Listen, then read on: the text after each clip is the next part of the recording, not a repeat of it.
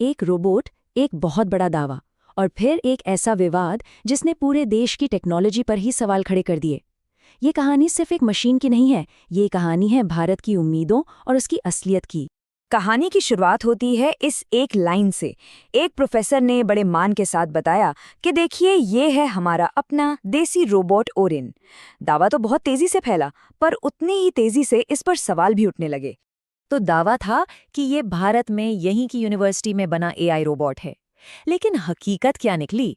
हकीकत ये थी कि ये चीन में बना एक रोबोट था, जिसे कोई भी, जी हाँ, कोई भी करीब 2-2.5 लाख रुपए देकर ऑनलाइन मंगवा सकता है। और इस सच को बाहर आने में कुछ घंटे भी नहीं लगे।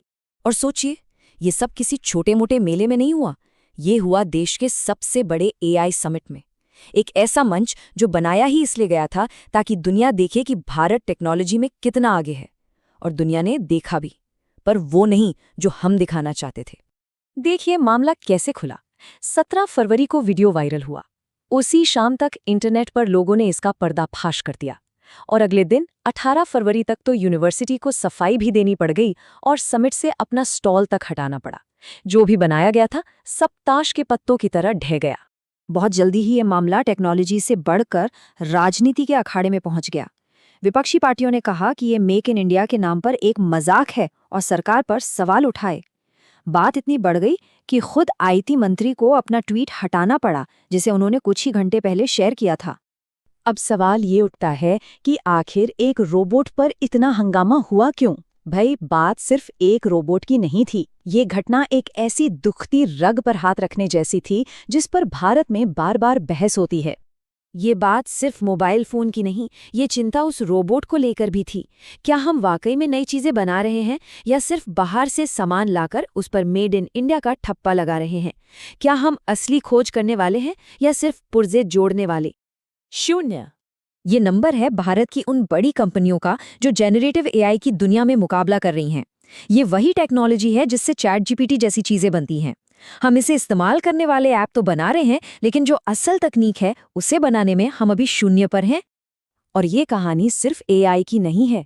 जब बात डीप टेक की आती है, मतलब वो मुश्किल टेक्नोलॉजी जिसे बनाने में सालों की मेहनत और रिसर्च लगती है, जैसे कि सैटेलाइट या नई तरह की बैटरी, तो हम और भी पीछे नजर आते हैं।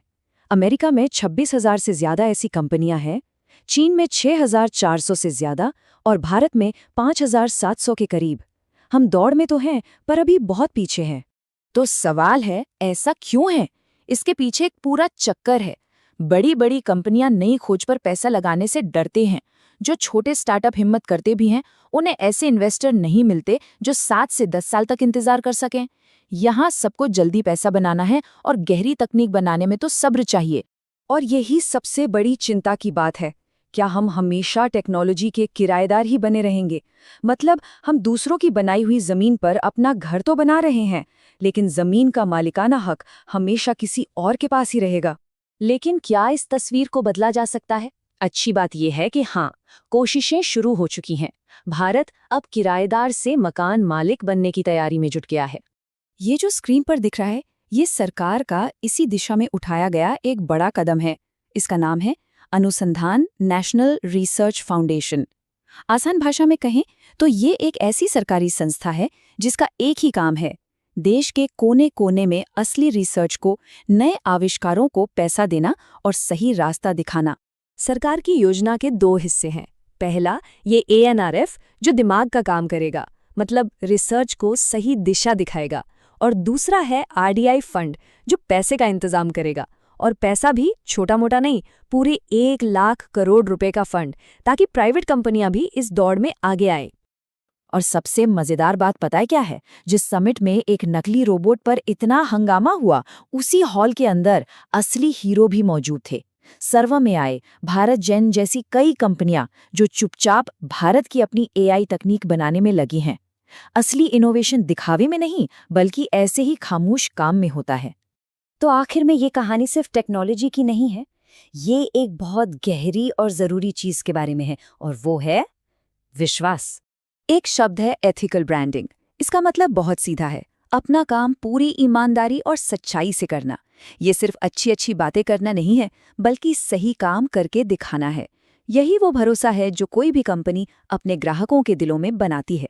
वो रोबोट वाली जो घटना थी, वो सिर्फ एक झूठ नहीं था, वो इसी भरोसे को तोड़ने जैसा था।